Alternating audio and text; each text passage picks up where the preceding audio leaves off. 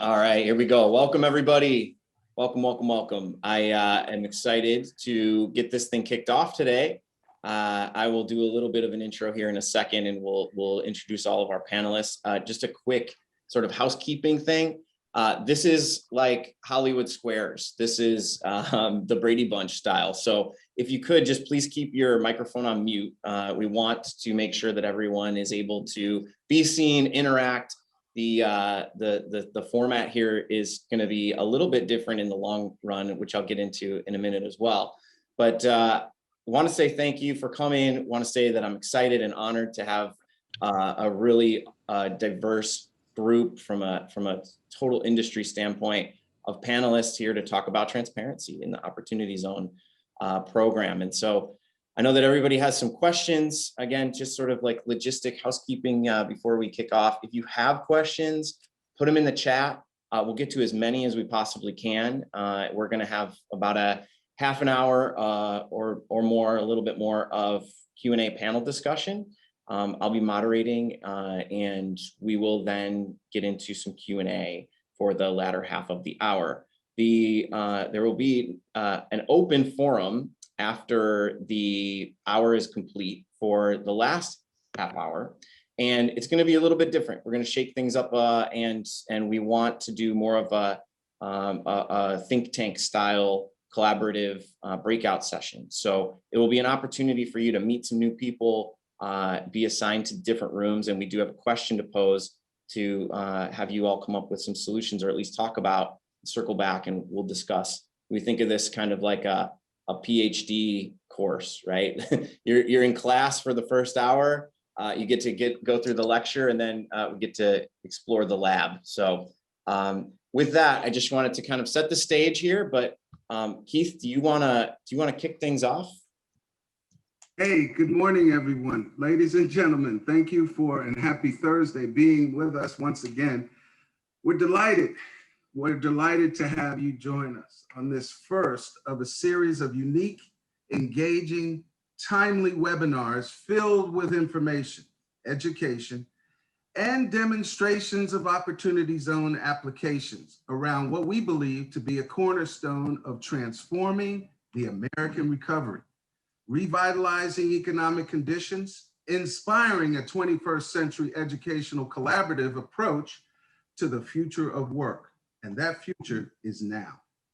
What we can assure you today, ladies and gentlemen, subscribers, valued partners, investors, developers, government agencies, and private industry, academia partners, that the context of these regularly scheduled online discussions will contribute to America's efforts to ensure a greater quality of a healthy life environmentally, socially, and intellectually for all human beings, all races, creeds, and colors.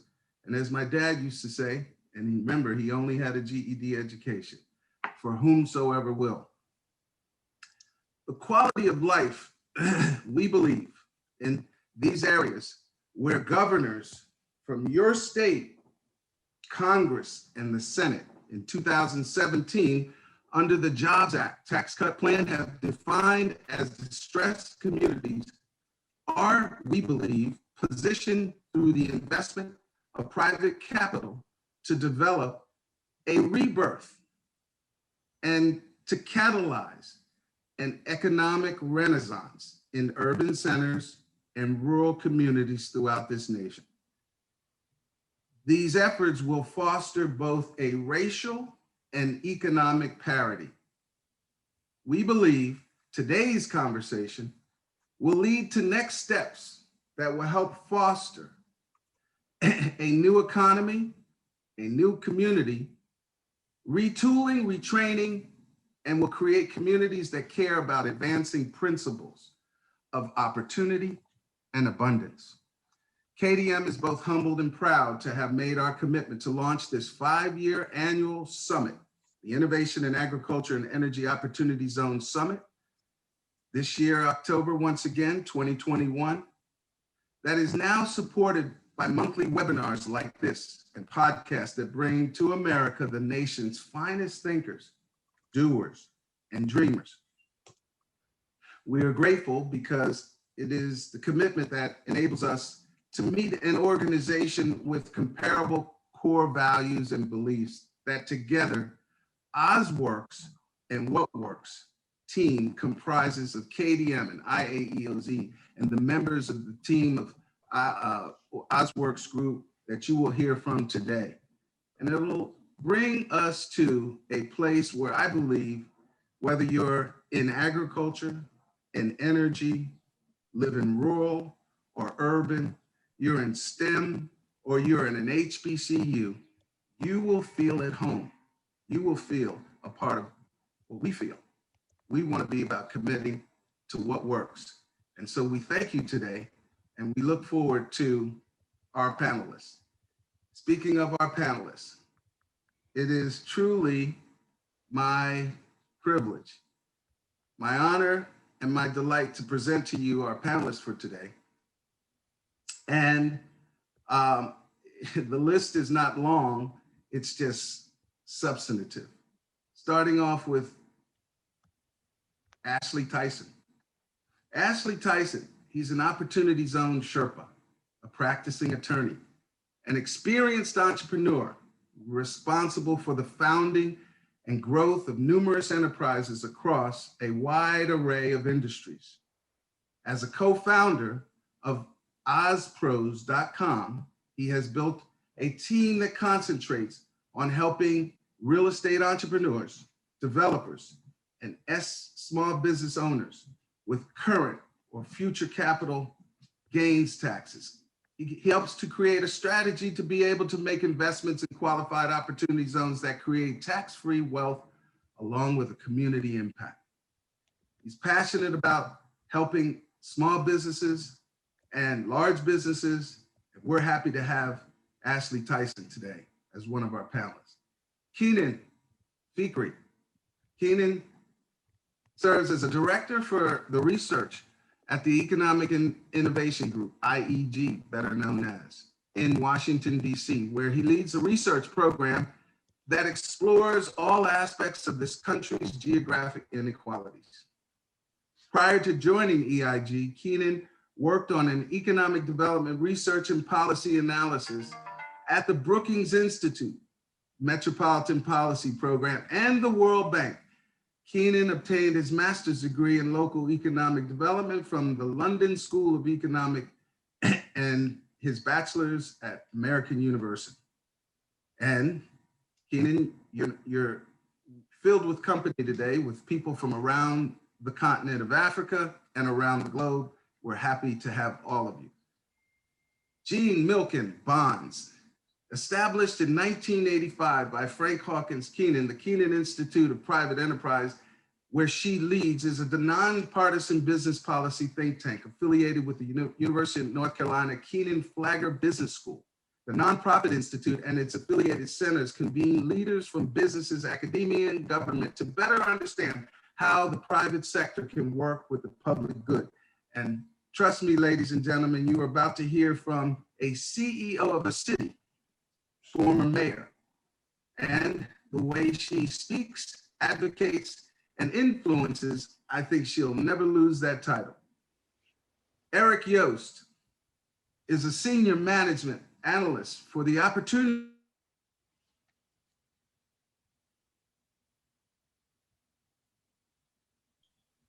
Did we lose Keith? Is it just me? No, he's taking a break right now because he has to get his speech totally correct. So He's frozen.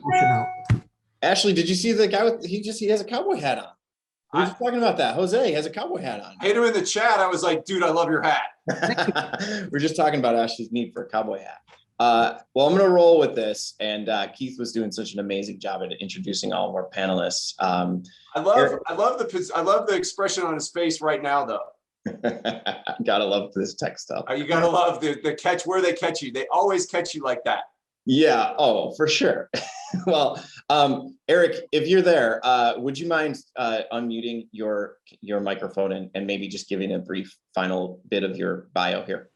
Sure. So I'm a senior management analyst with the Office of Field Policy Management at HUD, which is the lead implementation partner for the Opportunity Zone initiative within the federal government. And my role has historically been to work in the former administration on all the data collection and reporting requirements that were part of the former White House Opportunity and Revitalization Council, and leading the implementation efforts within HUD for our engagement strategies with our field policy and management team that's throughout the country to implement and build ecosystems for opportunity zones. Thanks, Chris. Fantastic. Thanks, Eric. And I'm going to start checking down through the list. Jimmy Atkinson, give us your rundown, man. Hey everybody, yeah, real quick, I'm Jimmy Atkinson, founder of the Opportunity Zones database at opportunitydb.com. I'm also host of the Opportunity Zones podcast. I co-founded OZ Pros with Ashley Tyson, and I also work with Chris and Ashley at OzWorks Group. I'm one of the co-founders there as well. Thanks for having me on. Appreciate you being here, Jimmy. And last but certainly not least, Robbie Jones. Robbie, can you unmute yourself and just give us a little bit of your background? Sure, and welcome everyone. Thanks for joining, especially those of you that I invited at the very last minute, and you know who you are.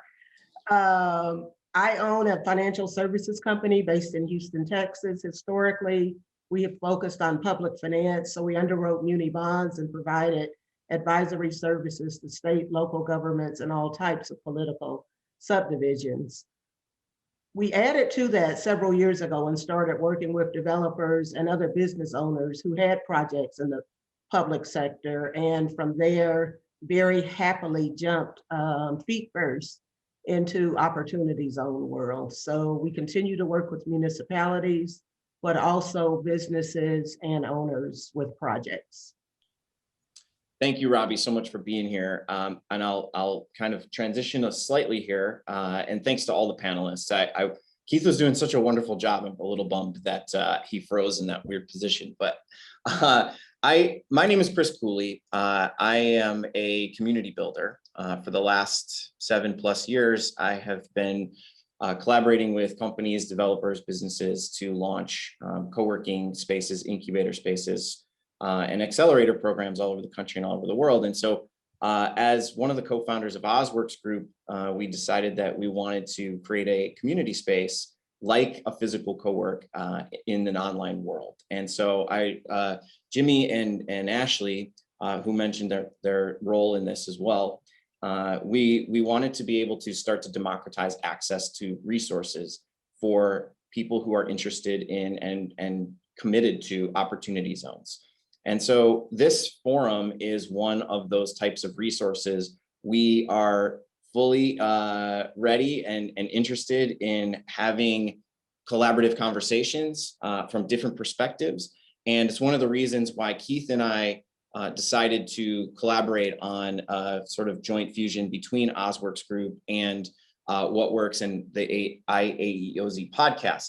So what I'd like to dive into today is a combination of things. One is obviously taking different people from all over the OZ industry and combining them into one room. As you heard from all their intros and from what Keith did to introduce some of them, they're very different in background. And that was one of the reasons we wanted to put this panel together to talk about transparency. Where is the program at right now? Where is it going? Where can it go in the future? And then have more conversations about this moving forward. So this is not the only version of this panel discussion. There will be more, and please stay tuned for those types of promotional things moving forward and learning opportunities moving forward. So I'd like to just dive right into this. I have a series of questions. We had an awesome pre-panel discussion. And from that, I wanted to just sort of dive into the conversation. And I'm going to start with my friend Ashley Tyson. Ashley, let's kind of kick things off here. And this is going to be a conversation. So if any panelists want to chime in at any time, please do. As I mentioned, we'll be fielding questions, so put them in the chat as we go. Ashley, Do better than to kick off with me, Chris, because I'm going to end up talking too much anyhow. So, but and I think what's going to happen is I'm going to end up just pulling the plug on you real quick, right? But no, the reason that I want to pick on you first is because from a varied perspective, you have seen so many different types of projects in this sphere and in this space. I want to pull this out now. This is a question I want all the panelists to answer. It's what's the number one thing you want people to know who are on this session today about the OZ program? So, you and I were actually discussing this yesterday, and I think that within the context of this panel and as Opportunity Zone kind of thought leaders and the folks that are actually getting this thing done, that it is our responsibility to be leaders in the context of, really driving the messaging about what this program was set up and intended to do, right? And to be kind of game changers in that context about planting seeds with people. So I talk to people all the time who are like, hey man, they're all about the bottom line. So they're all about, and I walk them through how they can save taxes with the program, how it's fantastic for that and that kind of thing. But I consistently remind them that they need to be focused on the impact, and they need to be focused on what they're doing within the context of their different endeavors, right? And that runs the gamut from, real estate development projects to farms to Bitcoin mining operations. The consistent conversation needs to be, what are you doing to utilize this program for impact? And I think that is how we can, address the concerns that are out there in the marketplace. So that was one of the big conversations during the presidential campaign as well, is, all right, how can we purpose opportunity zones for what they were intended to be? And so I think that that's one of the things that we can do, is to start having those conversations, to be able to give information to people to say, no, it's not just the rich utilizing this as a way to avoid taxes and get richer. It's really a play that is actually having impact, and that it's doing this, and this inside of the communities. Thanks, man. And we'll get into some of those real situations, those examples later in this theconversation. I think, Kenan, when we were having our pre-panel discussion, you mentioned something about, there's no guarantee that anything we do will work. This is I'm paraphrasing here, but you said, but what if it did? Is there something based off of what Ashley just said that you'd like to fill in and talk about what you'd like people to know is the number one thing? Yeah, for sure. Yeah, thanks. So actually directly building off what Ashley said, the reasons Opportunity Zones is in part designed how it is to change behavior and kind of help educate investors and others that, their micro investment decisions really have impacts on places. And, for decades, certain neighborhoods have been systematically deprived of capital because they've just been written off as too risky, bad investment opportunity, or, those are the nice factors. There are other ones, outright discrimination, et cetera, that have, ended up over decades, creating kind of the map of economic opportunity and distress that we know today. And Opportunity Zones is meant to change behavior and say, yeah, I know you can invest anywhere in this metropolitan area, but how about you consider these places that generally haven't seen it for a long time? And there are kind of exceptions in there, of course, and we'll get to some of those later. But I think, yeah, other than that, my number one takeaway for folks is that this is really open-ended and flexible, and it's kind of an experiment that on a scale and with the flexibility that the federal government doesn't normally run.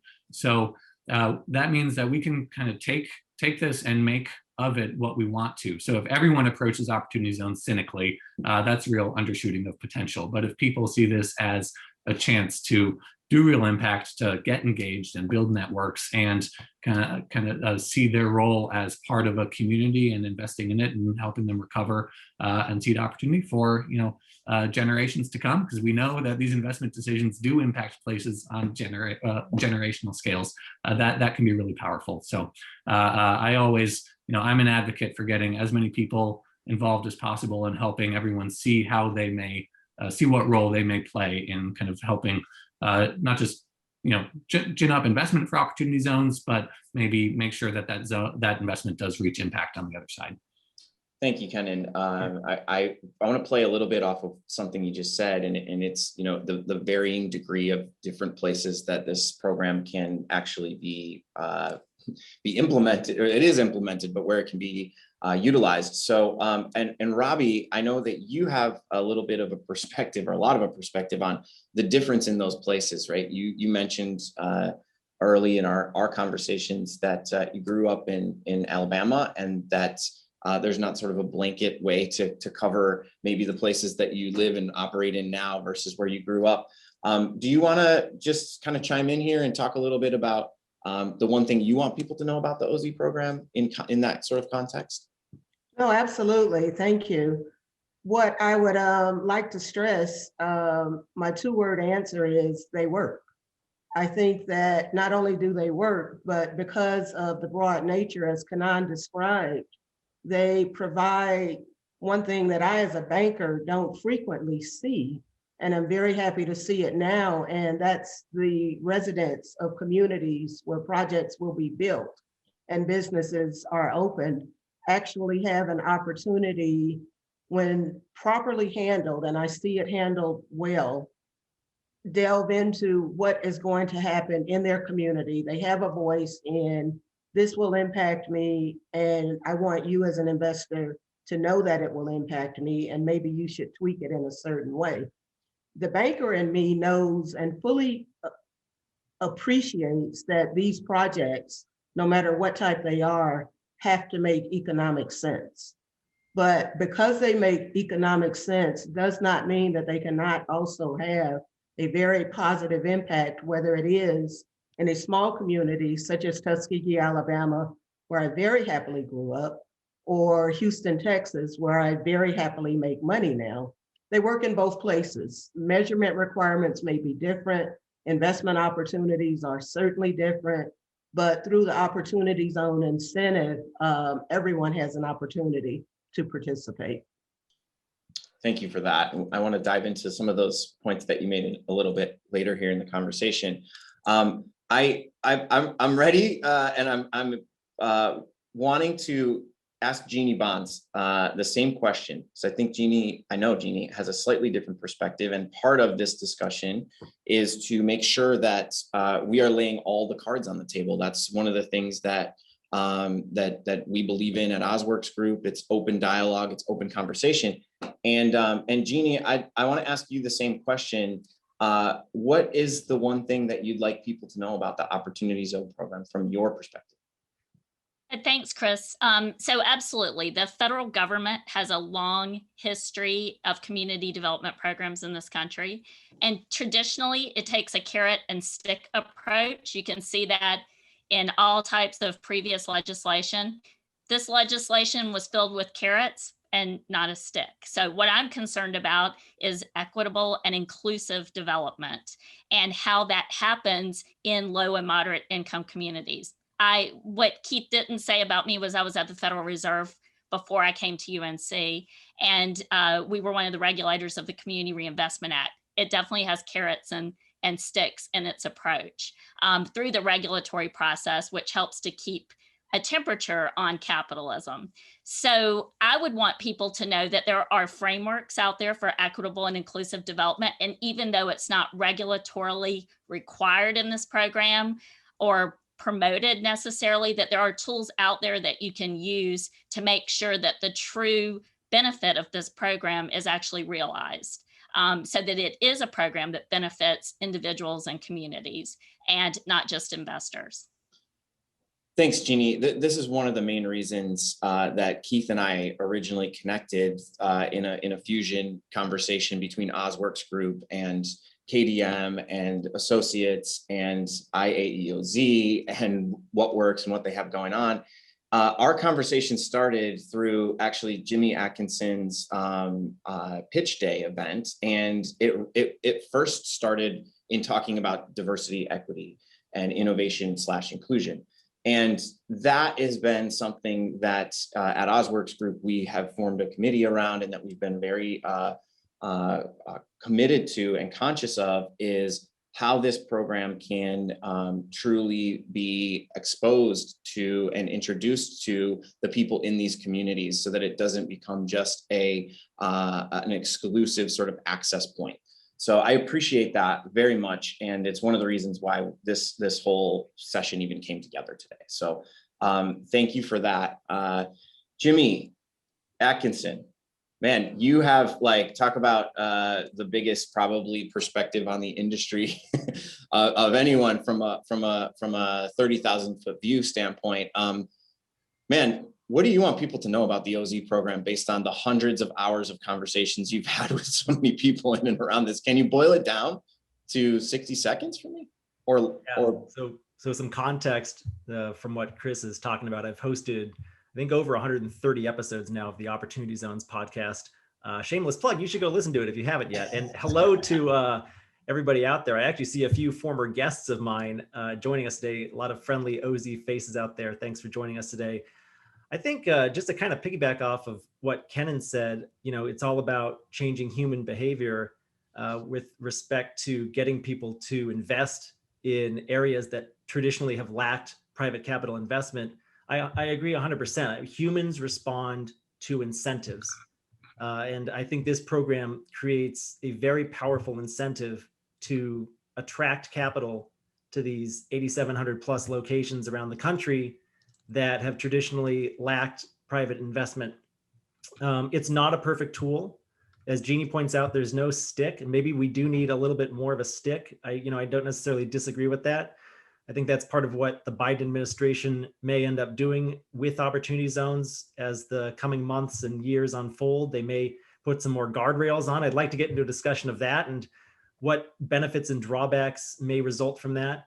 But I also wanted to convey how much good this program has done already, or at least how much capital this program has raised already for deployment into these 8,700 plus communities. There are varying estimates out there ranging from, $10 billion to, I think the Trump White House last year said up to 75 billion. I personally think that might be an inflated figure. There was a study recently that was released a couple weeks ago.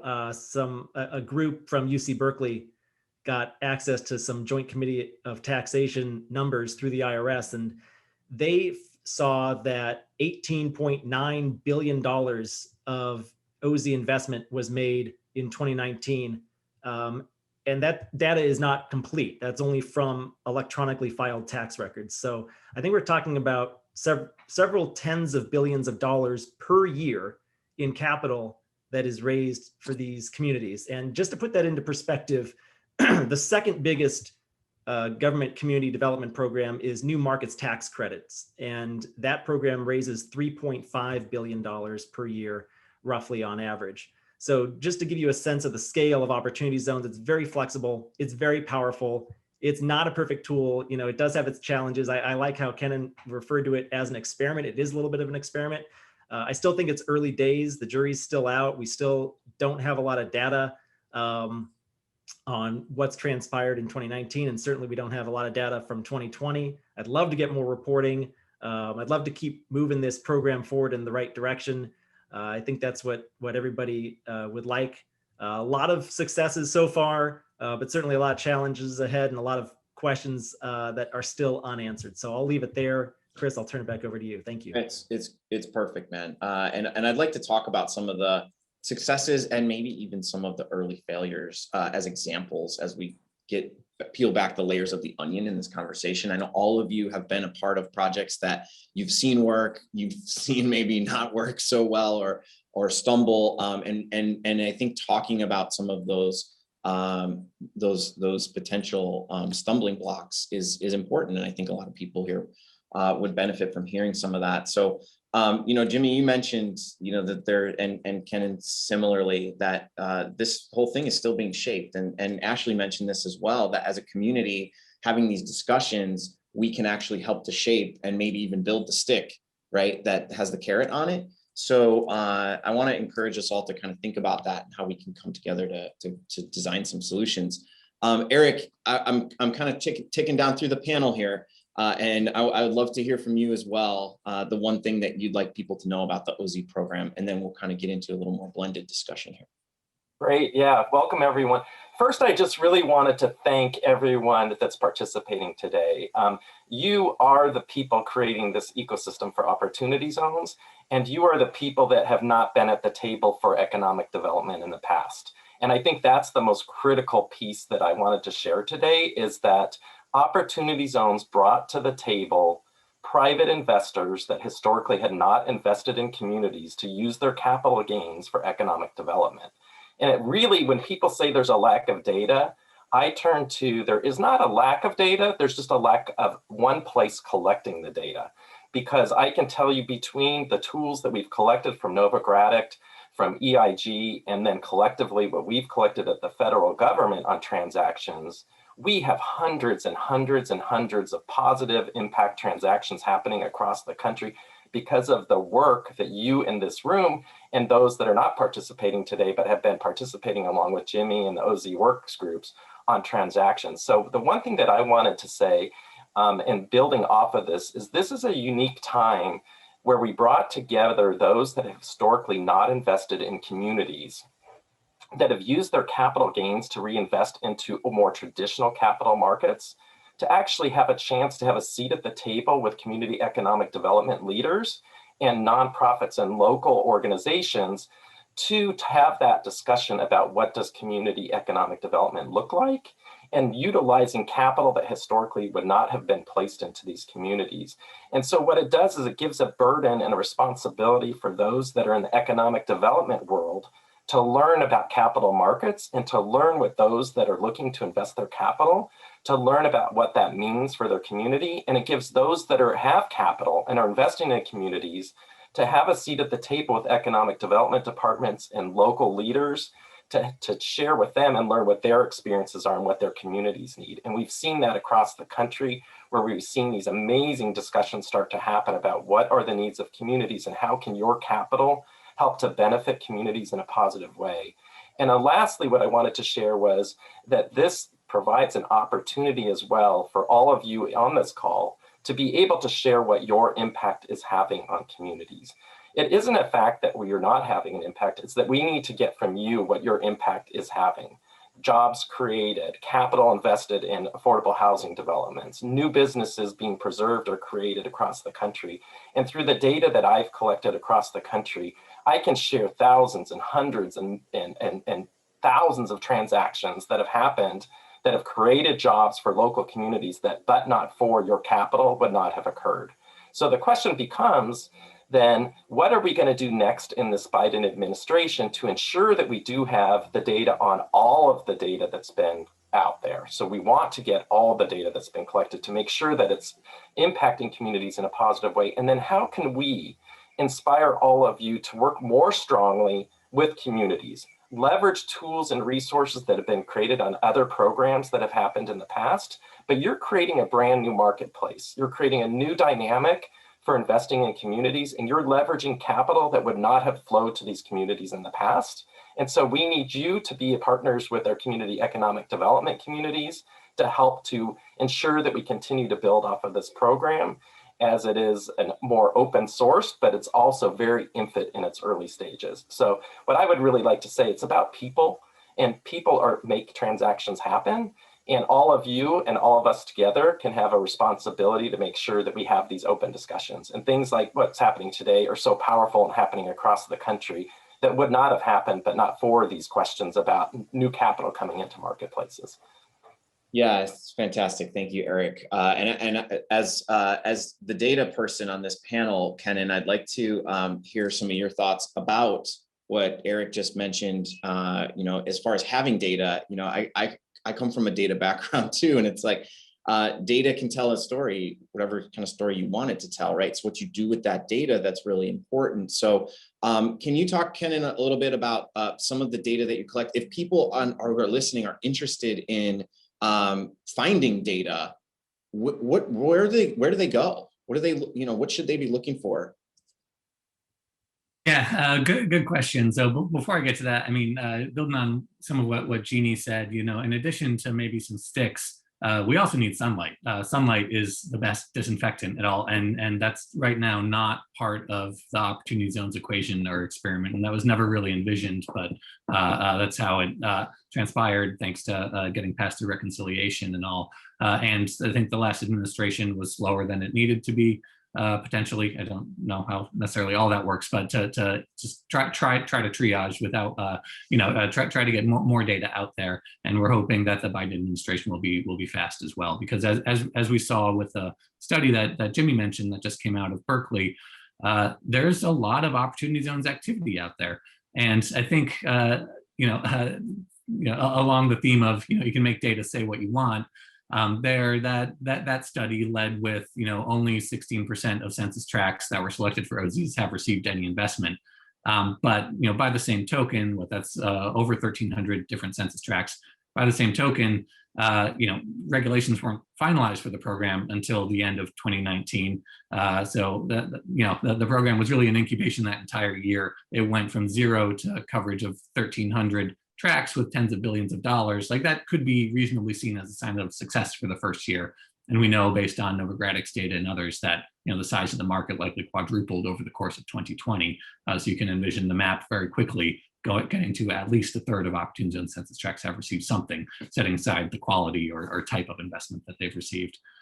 So that without that without comprehensive data from the federal government, I'd say people can go to. We at EIG try to stay on top of the latest research and data insights that are out there. We have I dropped a link to our opportunity zones activity map in the chat. It's totally anecdotal, but if you want to know all the good things that OZs can be used for and all the different types of communities it's reaching, that just has a whole bunch of different case studies and places where you can look. And that's one of the things that we're doing to try to foster best practices and show there are all these entry points for people into OZs. Otherwise, the resources that Eric's put together at HUD are really fantastic. And I don't know how much public data they have, but they at least are very clear in how good clear playbooks for localities and communities to figure out what it means to have OZs and what they can make of them. So for now, we're kind of stuck in that space. One thing I will plug is that in a week or two, we're going to release an analysis we did of the Ohio data. So Ohio, has adopted an approach where they want to sweeten the prospect of investing in Ohio for Ohio-based investors to keep their capital gains investing locally. And through that, they're also getting transparency and information about what folks who claim an extra Ohio State OZ tax credit are actually doing in the state. Their names, their opportunity fund they're investing in, and the project address. So there's a great data set there where we have, not every OZ investment in the state, but every OZ investment in the state that also asks to get the state credit. And it's, it's over 600 different investments. It's across 250 different project addresses in a place just like Cincinnati, Ohio, where I spent time growing up. I think we had 66 just different opportunity zones investments and project addresses just in so that's up through current, which is actually a lot for a mid-sized city, I think, ranging in projects from all different scales. So increasingly we're getting more windows on the market. It's generally looking a little more decentralized, it's looking that it's reaching a lot of individual projects in a lot of different census tracts, and I think we're just going to have more of the map fill in. But until we have that centralized kind of federal repository, I don't think we're going to have the perspective that we need. Kenan, thank you. And I want to make a quick comment. I've seen some questions come in the chat, and I'm seeing some really great sort of topics and themes that are starting to bubble out here. And I'm also conscious of time, and I want to make sure that everybody knows that we will be having more of these types of dialogues as we move forward. So we're kind of cracking open a pretty big conversation here that will certainly be ongoing, and there will be follow-up to this. So I know Keith Stein here in the chat asked about having the panel sort of say, well, if you had a magic wand, how would you improve the program? Keith, I would encourage you and other listeners here to stay on for the last half hour of this. We're actually going to have a collaborative brainstorming breakout session with multiple groups where you're going to answer and come up with a solution together, sort of a question similar to that. So it's not something that I'm going to go into the panel yet today, but we will certainly get into some of those more creative type style brainstorming sessions here on this panel today and on others in the future. So Kenan, thank you for that. I also noticed, Jeannie, you were putting a couple of pieces of information in the chat. And I want to ask you sort of a similar question. From a data standpoint, what would you recommend and where would you recommend people go to sort of get more information in addition to things from EIG?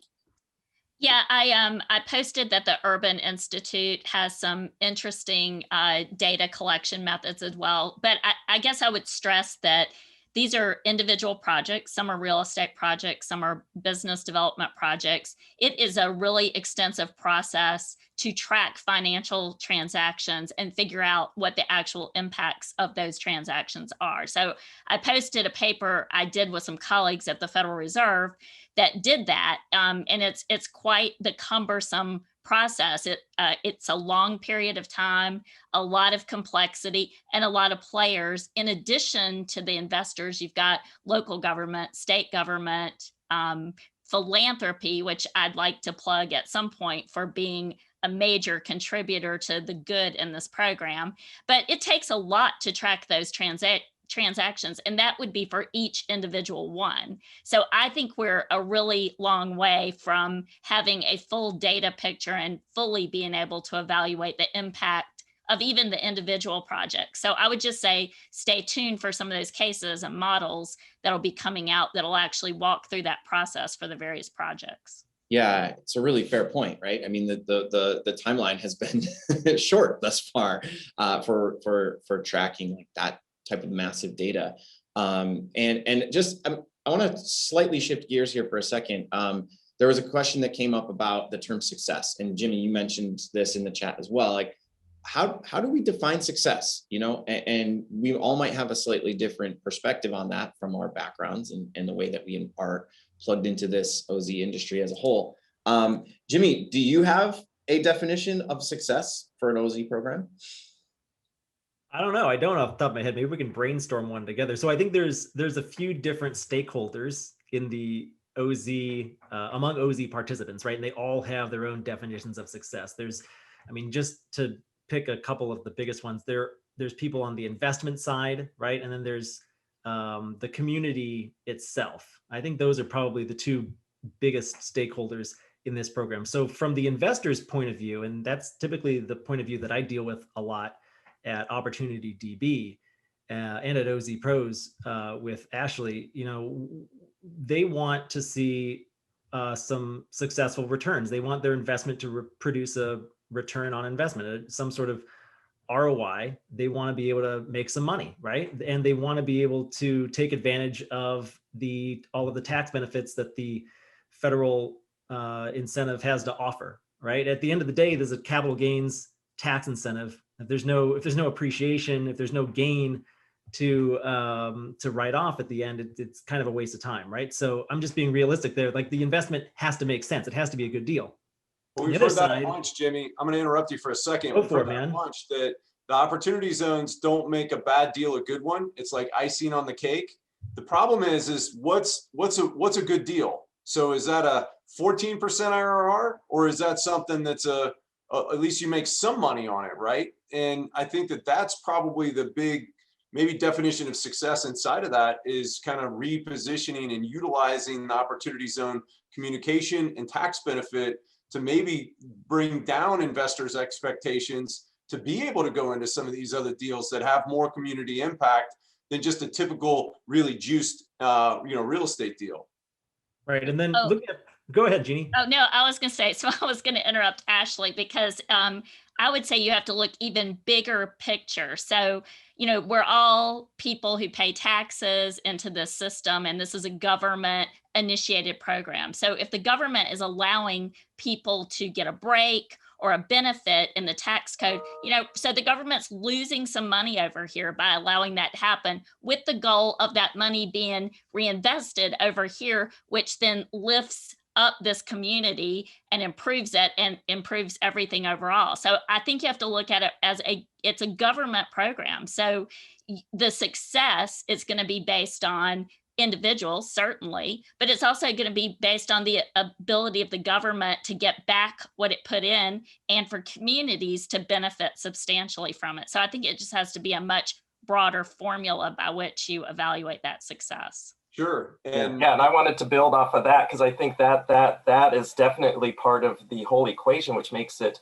so interesting. So one of the things at HUD that we're doing, we have a cityscape symposium. Cityscape is our most comprehensive academic journal to publish the thought leaders from across the country about their kind of views on things. And we have a whole Cityscape symposium on opportunities we're publishing on the fall. And part of that is to hear from those professionals around the country on what would a true evaluation framework look like, or what are some of the things we need to consider, because exactly what Janine said is this is a government program that's taking reallocating tax revenues, right? So if you're taking tax revenues away by giving people tax benefits, are those tax revenues producing a better outcome ultimately than what was originally intended? Is it creating more jobs that's relating to more tax revenues being increased in certain places, or reallocating resources to different places across the country?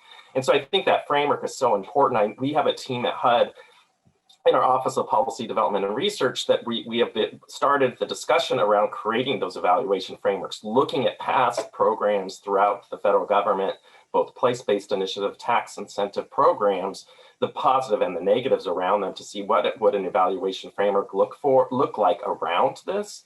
And it becomes very complex because you're dealing with capital flowing to not just one type or typology. We're not talking about capital flowing only to housing or to low-income housing. We're not talking about capital only flowing to a job creation. We're talking about capital flowing to the entirety of what can be invested in a community, with very smaller, what you can't invest in, the sin type businesses. But for the most, it's a broad spectrum of what could be invested in. So an evaluation framework can become complex, or it can be more narrowed. The second point I was going to make is all of the tax legislation to date has not been on the pre-approval transactions. It's been on post-collection of data, but not for only the review of potentially around funds themselves. So it becomes then again on that discussion of what will be the policymakers' decision moving forward in the Biden administration on what that would look like, because then the onus goes to most of you on this call. And what I've been trying to inspire all of you as you do your transactions is please share your impact. Share what jobs you think you're creating, whether it's permanent or long-term jobs. Share what impact you believe is out there, because that'll help us as policymakers determine what you think is a success to a community as we build this framework out. Eric, I want to cut in here and thank you. I want to be conscious of time. I know a couple of our panelists actually have to leave right at 12:30, and we're then going to move into a breakout. So anybody feel free to stay. We're going to create those rooms. The thing I'd like to do is kind of get more boots on the ground as well, right? And so we have two different versions of this conversation happening, or it's all one part of the same conversation, really.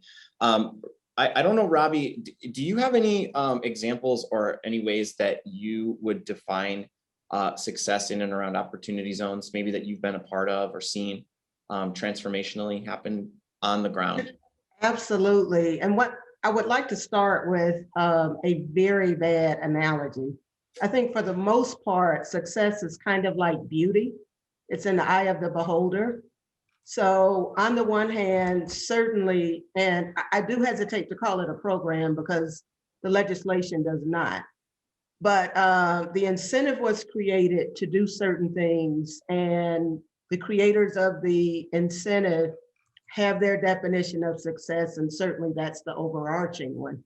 But I think it's also important that success is measured in the hands of the investors, who are certainly looking primarily for an economic return, but not exclusively, and the business owners whose idea of success may be very different than the investor, than the governmental entity, and certainly state and local governments who have their own goals. And even though they're all very much connected, they're not mutually exclusive, but their definitions of success may be mutually exclusive from one another. And I think we need to be very careful that as we talk about success of the incentive, that we don't mix and match and apply certain things to recipients that are not applicable.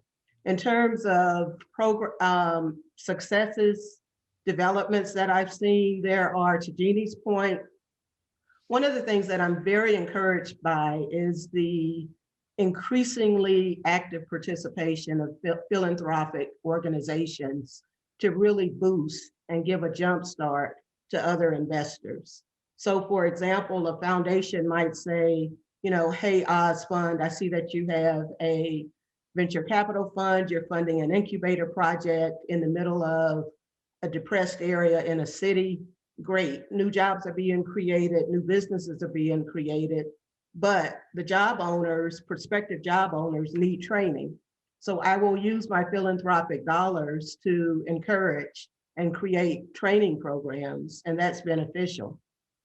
Another thing that we're starting to see that I have not seen before, and I think is incredible, you know, with the focus on clean energy, especially in the new administration, with renewed focus on helping minority diverse communities.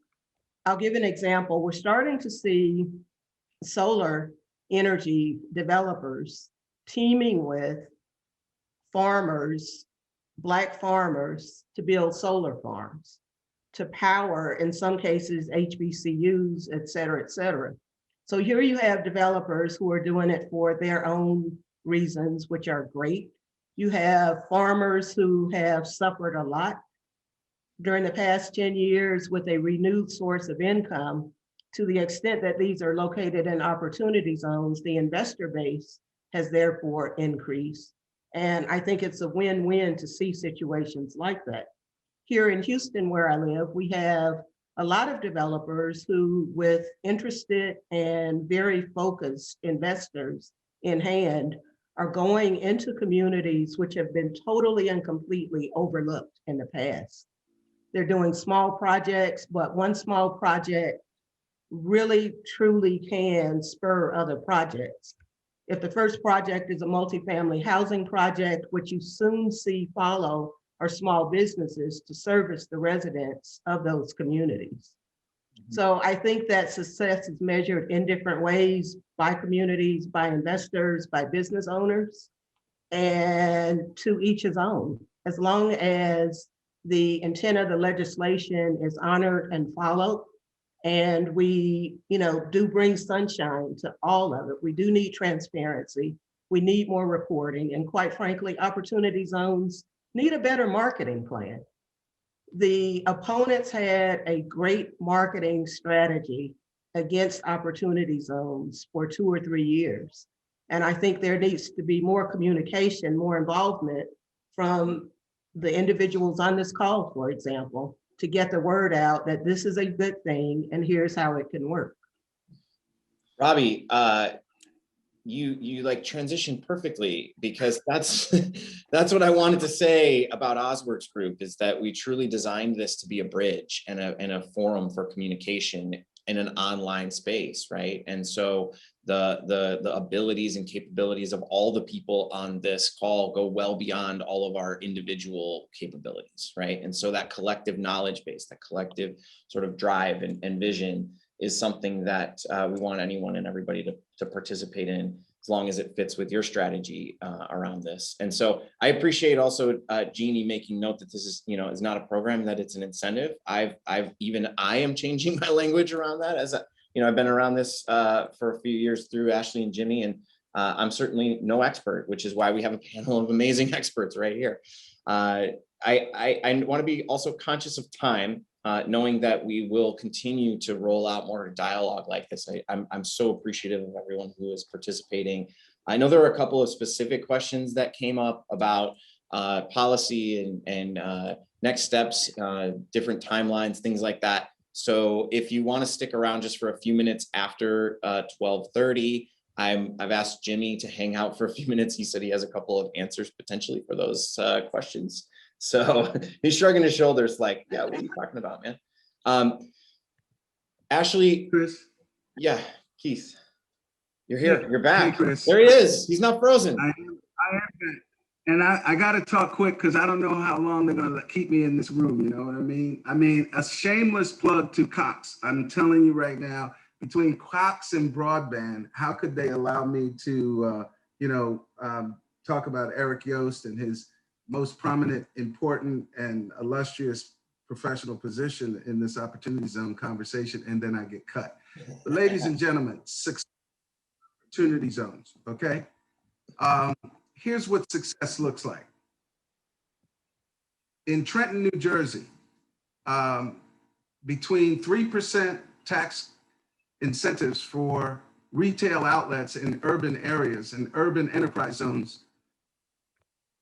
And for those fans of baseball who can't get to the National League games, but now can go to Newark, New Jersey, or Trenton, New Jersey, or another urban center like Lakewood, right, in between the hybrid of rural and urban, and go see a game, because what Economic Development Agency tax incentives, as Gene speaks to, stimulated private sector capital and created by government, the infrastructure for people to be entertained, people to enjoy going back to Asbury Park, in downtown Asbury Park. These programs can work. And we do need a marketing plan that speaks clearly to the definition of what success looks like. And according to our pastor and Alfred Street Baptist Church, you can't be what you can't see. We see success all around us. This program is filled with opportunity to create that success. And Dr. Warwick, I'm going to give you a shout out from Stillman. Thanks for not only being a part of this, but being a part of the chat to where you are interested in the solar farm project. And thank you for having our pastor, by the way, to be your keynote speaker. Stillman College is a historically Black college. If I wanted to go to Mississippi or Alabama, I would go to Alabama A&M, where Huntsville and the Department of Defense are doing a tremendous amount of innovation and small business innovation. If I was a small business and I wanted to invest dollars, this is what success looks like. If I wanted to go into elderly care and make housing affordable, HUD is an agency we can work with. USDA and Minority Business Development at the Department of Commerce are agencies that can help infuse and expand success in opportunity zones. So we should, my final statement is decomplicate this definition of success with opportunity zones. Sometimes we can complicate the matter in such a way that it's so easily to categorize what's not working because we see a small number of people that it's working for. And that's the perception that this opportunity zone from its very beginning has had to kick and scream, drag itself with ball and chain, and not liberate itself to it's available for everyone. We understand it's like information. Information is powerful only when you know what to do with it. So ladies and gentlemen, I hope you believe sitting here today has infused your energy, your confidence that it could work, and you have a role to play in making it work. Sorry for the interruptions, but that's why we need $1 billion in broadband. Thanks to the president today. Thank you for kind of wrapping up and powerful statement in a way that I think kind of rolls into maybe one of our next dialogues and conversations, which is, that word success. I'd like to just let everybody know that we will send out information about our next event. If you want to hold tight, we're going to keep going for another half an hour, but I know some people have to leave. I want to graciously thank all our panelists. Hopefully we can get everybody back on soon again for another follow-up. There is just quick announcements. We do have open enrollment for memberships in Ozworks group. I know Jimmy has a pitch day coming up here at some point in the next couple months. So stay tuned for that. And Keith, there's a IAEOZ summit coming up as well that I want to also announce that people should be on the lookout for. So there's a lot happening around this. I'm just so grateful and honored to have found a collaborator in Keith, and just want to say thank you to everyone again for participating in this. Panelists, any final parting notes before we kind of roll into a totally new shake it up kind of style breakout thing that we have never done before? I'll be the first one to tell you that, but we're going to do it, and I'll frame out what that looks like in just a minute here, depending on who stays with us. So, panelists, anything final thoughts? I would like to thank everyone for joining, and especially the very active chat situation. We've gotten a lot of great feedback, some very good questions that I really wish we had time to address, and that's encouraging for us Robbie, panelists. Thank you. Robbie, I believe you can hang out a little bit longer, right? I can. Maybe Absolutely. we can touch base on some of those questions. I'd like to take a couple minutes and go through those here. Anybody else, panelists, before we kind of shift gears? Well, I would just say that part of the marketing issue with this program is this was a bill that had been introduced in 2015, and it was stripped down into 2 provisions and inserted into a large controversial tax cut and jobs bill. So that created a brand issue for it right out of the gate. And it was passed quickly. So in an ideal world, local governments would have had time to prepare and think about zoning overlays and ordinances and things like that, and would have, been able to come to the table prepared for this. So, part of the marketing dilemma of it is the way that it was passed by Congress and implemented. So if there's a redo or a reevaluation and a correction, that's certainly one of the things you would have to look at. And then my last thought would be, when you look at the broad support of this, both bipartisan and with the U.S. Conference of Mayors, those are the people that speak to legislators, and we see extremely strong support from all mayors from all across the country for opportunity zones.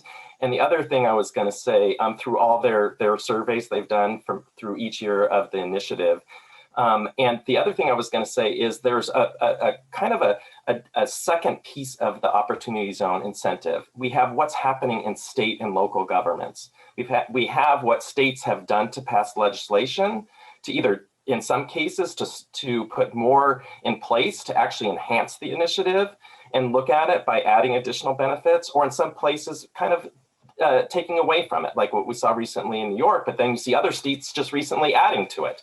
And then at the same time, we have the federal government. We've aligned $25 billion in over 310 grants and programs to people that are partnering with opportunity zones to place our federal grants and programs in the same communities to provide additional social services to residents, to even target federal funds to these communities that have been long forgotten for since the last decade. And so we see kind of a pairing of not just the incentive itself, but we're seeing pairings of what's happening across state and local government in innovations that are happening, and even within the federal government of what we're trying to align and bring to these communities.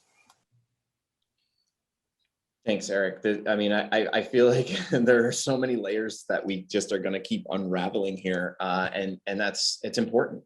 That was the intention. I want to make sure that we are transitioning into something that can start to be incredibly productive, right? And so I'd like to hear and do some breakout rooms.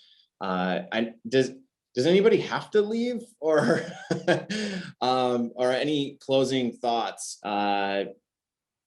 Ash, Kenan, are you around still, or? Yeah, I'm still around. I'll offer one closing thought on the kind of marketing effort, because that's where we can all play a role. And there, stories are what carry the day. That's what we find everywhere, and that's what we find in our conversations with media and with lawmakers and all. And you see it, even in like every Bloomberg or New York Times article that comes out, they cite back to their own research on like Amazon HQ2, which never was going to use OZs to begin with as like their documentation of what's wrong with OZs. It's like, no, you're citing back to something that was wrong itself. So anyway, but stories are going to be, now that we're in the realm of data where we know, or in the realm of like out of the hypotheticals and speculation and into what it's actually doing, I think like that's territory where we can compete. But unfortunately, OZs are always going to be at a little bit of a disadvantage, because so many of their benefits are going to be indirect, and low-income community economic development is a world where, like, government support is project-based and it's tied to like individual contributions to an individual. And OZs are not a tool that's meant to do that. It's meant to like fix the system, right? And make sure that this project that the government's investing in, that has all of its strong community development and like, stakeholder people around it, is taking place in a community where private investors are also coming behind to make sure that, it's all reinforcing and all working to kind of change the longstanding trends that we've been talking about. So I think the fact that when we think of low-income individuals and communities, people want to know what concrete thing are you doing for this person in time right now. OZs, they're going to struggle to do that, but we need to make the case why investing in a community is good. And here, remember, OZs were passed like right after Raj Chetty's data came out, where we know that the impact of systemic disinvestment and redlining and all carries up across the generations. We need a tool that addresses how markets perform better, in addition to other tools that deliver those really exquisite, impactful projects that OZs aren't the right fit for. So I think that's part of the case we're going to try to articulate here. It might be a hard sell to some, but I think it's important, and it is what OZs is designed to do. So let's talk about OZs, on their merits on that front, rather than try to make them something that they're not. Let me roll that into a question that came up in the chat as well, right? So I'm just going to kind of fuse this into Q&A, and if we do the breakout thing, we do the breakout thing. I would still like to get to it, but Jimmy, someone asked about, you provided your thoughts, about investor success, but you wanted to chime back in maybe on community success from. Yeah, or just get the conversation started there again. So community success, what is it? So we have to go back to what the catalyst for the Opportunity Zone incentive is in the first place. And I think it's rooted in economic inequality. Certain areas of the country rebounded from the Great Recession of 2008, 2009, much more easily, much more better, came out the other side than others. A lot of communities got left behind. And so, the Opportunity Zone incentive was created to help drive capital into those locations. So then what does success look like in those locations? Is it just increasing the tax base potentially for the local governments? In another sense, you could say that's reallocating federal and state dollars to local government, to city government. You can imagine that if you build up enough real estate development, you get more people to move in, you increase the economic activity in those local communities, that increases the city's property tax base, that helps build infrastructure at the local level. And another way of saying it could be looked at as a catalyst for more investment, more improvement, and trickle down effect. I know President Biden doesn't like that term based on his speech last night, but I believe that trickle down economics, there is some merit to it.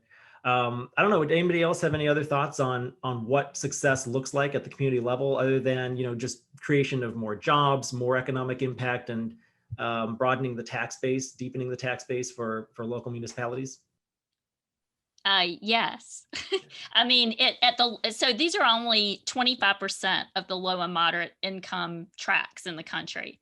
And prior to the recession with the housing market, many of these tracts, plus many others, already had systemic challenges and were in decline well before the recession. So I would think it would be a mistake to just measure it based on that time period. That may have been an impetus for it, but you actually have to dial back a lot further to find those structural inequities. And when you start to measure at a community level, you would want to look at sustainability. And so you would want to look at that sweet spot where people, profit, and planet combine to achieve a certain amount of positive impact for people. So that would certainly be a sustainability measure that you could apply to see whether it's successful or not. So, it's about incomes, and it's about income levels. It's not just about having an income. It's about having a livable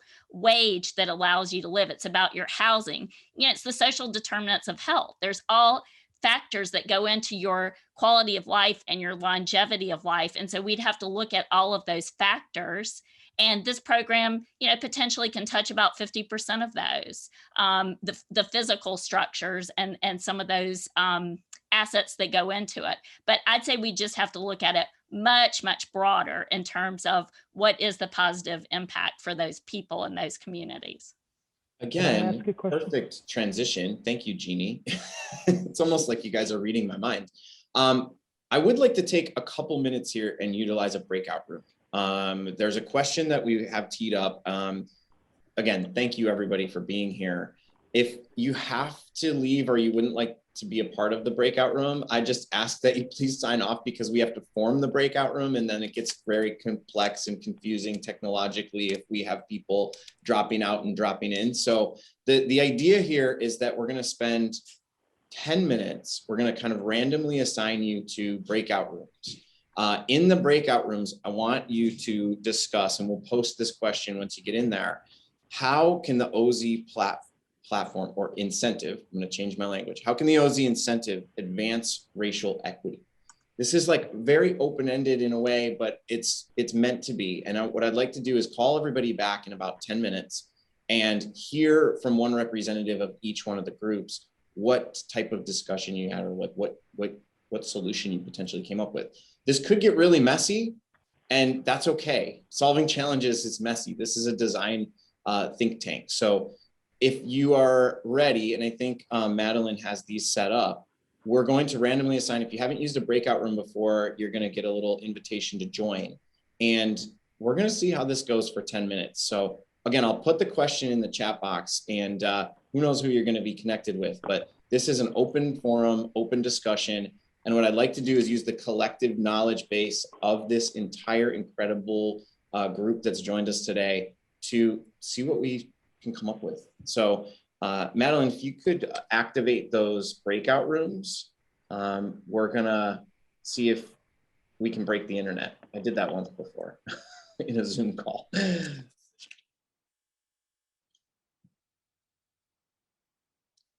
Great, here we go.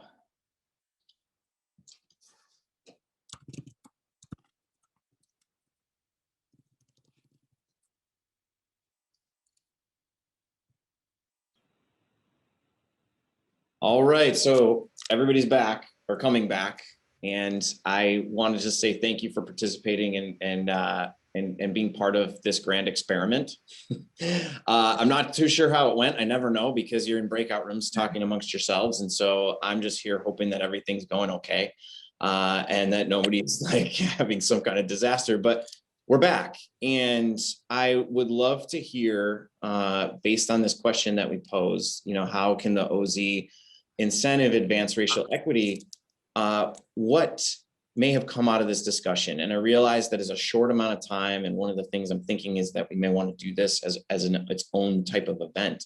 And I'm curious if anybody would like to share maybe an item that came about in your discussion with the group.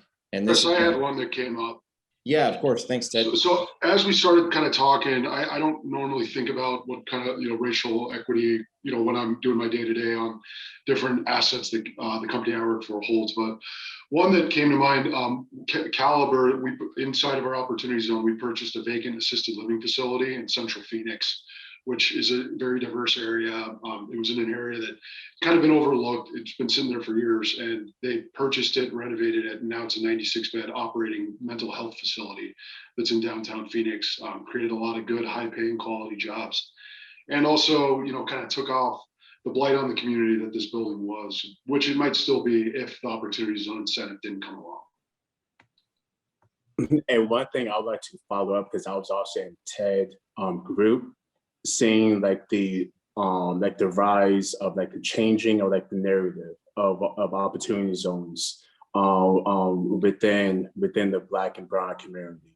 Now people are starting to understand like the huge economic impact of how existing infrastructure like HBCUs, depending on like their environments, can be able to channel more capital there, and bring a lot more stakeholders into the play. So now it's about like awareness. changing like the narrative, make people a lot more, bringing a lot more accessibility to different kind of businesses depending on like their environment and the HBCUs. Kevin, thank you for that. I mean, and this is a great example, knowing that the two of you are in a breakout room together. I mean, you're both part of Ozworks Group. I don't know if you've ever even met before. This is sort of the blender that we use as part of this community, and you've been able to discuss something that maybe Ted hadn't thought about in the past, right? And so even just in 5 minutes, we're able to start to have a discussion and a dialogue and help see each other's perspectives and how that can benefit this program. Like, that's been a big thing, Kevin, that I've talked about with Keith, and one of our commitments as a community at Ozworks Group is to make sure that we are providing access, or just even an announcement or promotion of what this can be to everybody, you know. And so that's a really critical point. I'm glad both of you kind of sat on that. I hope that you connect in the platform as well. We'll certainly have this continuing discussion. Is there anybody else? We have a couple more minutes. Does anybody else want to share? Well, Chris, I want to. Sorry, I'll go Robbie real quick, and then Keith, you can chat. Robbie, did you have something? And then Jean. It was me. I promise. Oh, it was Jeannie. Hey. Yeah, I was just going to say that in our group, so Francis and McKinley and I were talking, we got cut off, but I mean, we were talking about the fact that when the program came out, it really focused on real estate, and the regs were so slow coming out on the business side of the equation that they really came along later in that. And that's where you can really see a lot going on, you know, with racial equity, with business opportunity. It's just that got a bit of a slow start, but foundations are your friends. Community foundations with their donor advised funds are doing all kinds of innovative programs with venture capital, other foundations with their guarantees, and they're really interested in that business side of the equation and the racial equity, and can be strong players in this space. Yeah, so that's great. Jean, I want to follow up and say that on the racial equity question in our group, we had a representative, I call him a representative, because he knew so much about the founder of Zappos, and it was Albert Santos. I also had Pam, who's a part of the KDM team, who understands not only federal contracts, but low-income communities. She's in Mobile, Alabama. She works with HBCUs. And she knows about how important it is to have not just access to information, but actually to be given the technical assistance that's required so that information can be utilized. So let me go back to Albert in Nevada. And the founder of Zappos, you know, invested his money in Nevada, in the downtown area, as I understand it, 10 miles from the Strip. And he literally became an institutional challenge to the institution, because he literally wanted his money, his private capital gain, to revitalize a community. And his challenge and competition was the Strip. Unfortunately, he's no longer here to tell any story, but I think it's a great way to understand in a simple term how powerful we could become collaboratively in breaking down the barriers in the institutions that don't work. But we have to be committed, as a guy like Zappos was, and to understand that all of this conversation has to be converted into something. It has to be converted into, I now not only understand, but you've given me enough information, guidance, mentoring, capacity building, and technical assistance that I can do this myself, but I don't want to do it myself because you've showed me you can't do it yourself. You have to do it with a team approach. And so that's my closing comments. This has been a great session relative to racial equity in terms of that question, breaking it out. And Jose, next time you'll have more time, but you're always there. Go ahead, Albert. Yeah, Keith, just to, you know, I was in downtown while they were doing all that revitalization with Tony and just hanging out. And he did create a culture, right? He really created that impact. He created his company differently, meaning he created like the happiness consultant. So he became what he called himself is not the CEO. He made sure everyone was happy in the company. And he says, and I talked to employees, right? They said it changed their lives, right? But of course, Cultural transformation. yeah, he really changed the culture and thinking of Las Vegas, the people of just being, that type of industry, right? To another thinking of mindset, right? He really wanted that. And, that's why I'm here doing this, honestly, is because that little, just being around that for like 10 years, just being around that and hearing it constantly, it gets ingrained. Instead of where I see the kids in Vegas who grew up here, they kind of, because it's ingrained, the strip, they all gravitated toward the strip. But it's like, at least it was another type of information or way of living, right? That he pulled, other people gravitated to that way of thinking. That's what this can be, right? It can be that. And Robbie, I know you said you want 30 seconds and then we're going to close up, and I want to say thank you to everyone. Thank you. I just wanted to give a 30-second readout from the conversation in our room, which focused immediately primarily on HBCUs, but specifically to earlier points with very direct suggestions. So there's a lot of, obviously, intellectual capital resident on these campuses. It's not always properly tapped into, sometimes not even by the communities in which they reside. But there are two areas that are getting a lot of attention, and fortunately, HBCUs are in a position to utilize it and also benefit from it. And that's data centers, technology, space, and everything else, in addition to the solar projects, which we've discussed. So from a racial equity standpoint, I think that we need to be inclusive, not just about HBCUs, but sovereign nations, Hispanic businesses, et cetera, and make sure that we utilize the brain power that exists within all of us to really do something with our economic development initiatives. Thank you, Robbie. It's so important to consider everyone, right? And I'm so blessed and honored to have our panelists today. Thank you all for being here. I know people are having to cut out a little bit, but to still have 36 people hanging out, I think speaks volumes to this whole collective. So thank you, everybody. Appreciate you. And we'll be looking forward to catching up with you on the next session as well, whenever that goes down. Thanks, Chris. Let's do this again soon. Yes, absolutely. That's endorsed by Jimmy. Let's do it soon. All right, everyone. Thank you. Take care. All right. Ciao. Cheers. Bye. Bye-bye. Thank you all.